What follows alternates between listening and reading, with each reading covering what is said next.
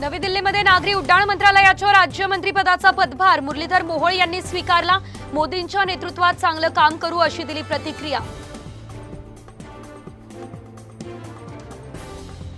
मनसेकडून विधानसभेची तयारी, आज महत्त्वाची बैठक, 20 जागांची मागणी करण्याची शक्यता, कार्यकारिणीची निवडणूकही पार पडणार।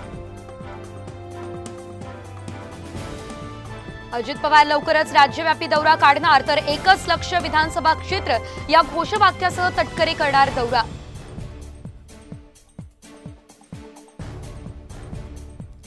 सरकारसोबत चर्चेला तयार, मी सकारात्मक आहे, पण टोलवाटोलवी झाली तर उद्या 5 वाजता निर्णय घेणार, जरांगेंनी दिला होता इशारा।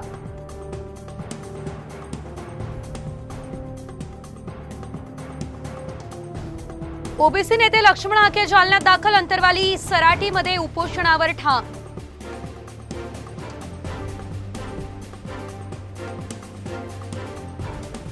बीडचे नवनिर्वाचित खासदार बजरंग सोनवणे यांनी घेतली जरांगेंची भेट।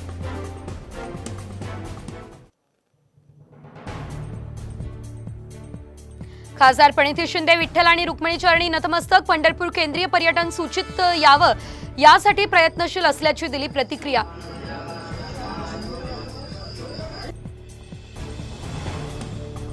रुपालीताई अजून किती मुस्कटदाबी सहन करणार, निर्णय घेण्याची हीच ती योग्य वेळ, सुषमा अंधारे यांची रुपाली पाटलांना ठाकरे गटात येण्याची ऑफर। रेशनसाठी आता दुकानदारांकडे आधार कार्ड करावं लागणार लिंक, धान्याचं वितरण पारदर्शकपणे होण्यासाठी निर्णय।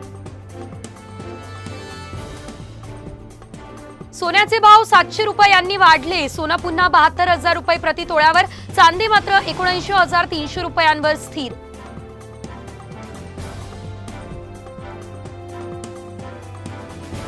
हद्दीचा वाद न घालता नागरिकांना मदत करा, पुणे महापालिका आयुक्तांकडून प्रशासनाला तंबी, शहरात पाणी तुंबल्यानंतर प्रशासन ऍक्टिव्ह।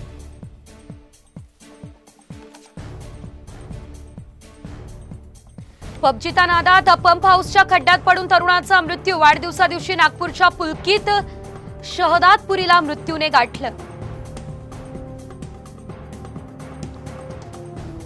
पवना धरणग्रस्तांना 50 नंतर अखेर न्याय, तर 764 खातेदारांना परत मिळणार 4 एकर जमीन, मदत आणि पुनर्वसन मंत्री अनिल पाटील यांचा निर्णय। संत गजानन महाराज यांची पालखी पंढरपूरसाठी रवाना, श्रीमुखाचं दर्शन घेण्यासाठी भाविकांची गर्दी। आईस्क्रीममध्ये चक्क मानवी बोटाचा तुकडा, मुंबईमधील मालाड परिसरातली ही घटना, महिलेची मालाड पोलीस ठाण्यात तक्रार।